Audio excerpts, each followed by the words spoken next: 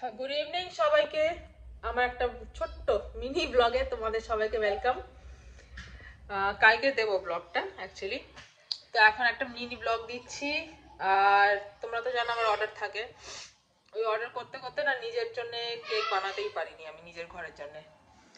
তো ওই জন্য রাতের জন্য এখন বেক করেছি, দুটো হচ্ছে। আর এই একটা হয়ে উঠেছে, বেরিয়েছে, এই যে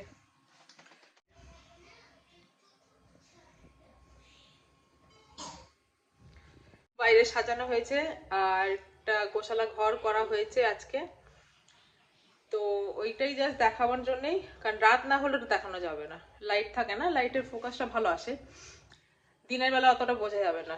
তো ওই কেকটা বানিয়েছি, সেটা রাত 12টার সময় আমরা যিশু বাবাকে আমাদের হ্যাপি বার্থডে করে কেক কাটবো।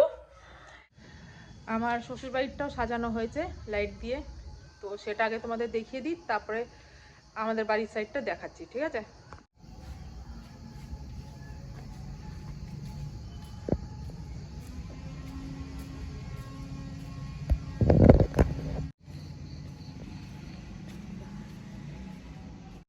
এটা হচ্ছে এখন আমাদের বাড়ির সাইডটা দেখাবো তোমাদের।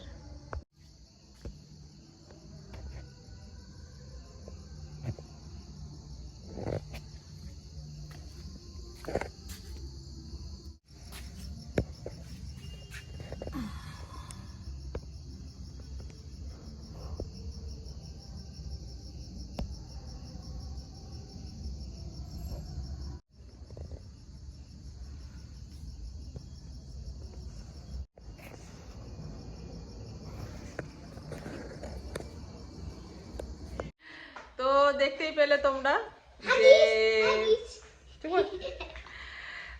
যে আমাদের বাড়িটা কিভাবে সাজানো হয়েছে। আশা করি তোমাদের ভালো লাগবে দেখে। তো ঠিক আছে, চলো তাহলে আজকের জন্য এখানেই, tata, bye bye, good night, সবাই ভালো থেকো, সুস্থ থেকো।